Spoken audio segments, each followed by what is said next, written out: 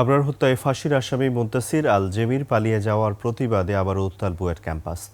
2019 সালের 6 অক্টোবর বুয়েটের শেরে বাংলা হলে বুয়েট শিক্ষার্থী আবরারকে পিটিয়ে হত্যা করে ছাত্রলীগ কর্মীরা, যাদের একজন মুন্তাসির আল জেমি।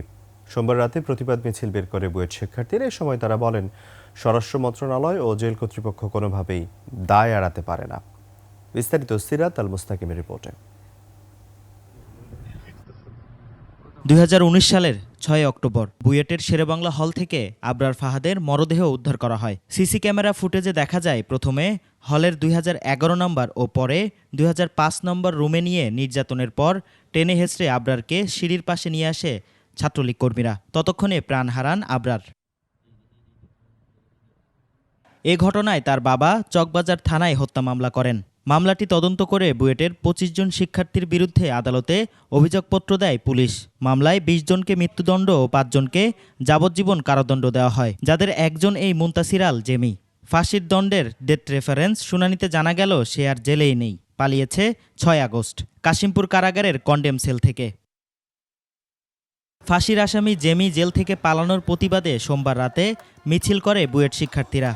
পরে সেটি ঢাকা বিশ্ববিদ্যালয়ের রাজু ভাস্কর্যে গিয়ে শেষ হয়। এ সময় শিক্ষার্থীরা বলেন, অবিলম্বে জেমিকে গ্রেফতার এবং এ ঘটনায় কারা জড়িত তাদেরকে শনাক্ত করতে হবে।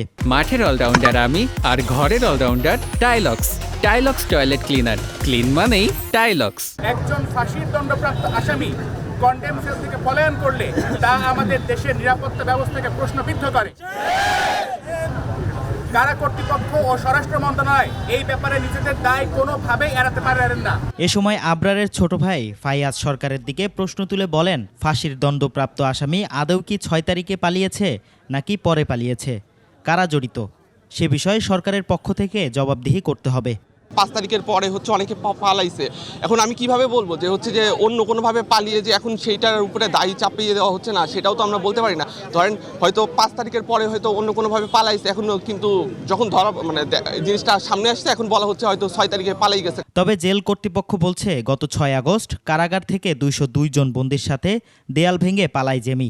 এ বিষয়ে গত 15 আগস্ট কোনাবাড়ী থানায় মামলাসহ সকল কর্তৃপক্ষকে অবহিত করা হয়েছে। সিরাত আল মুস্তাকিম, 21 টেলিভিশন, ঢাকা।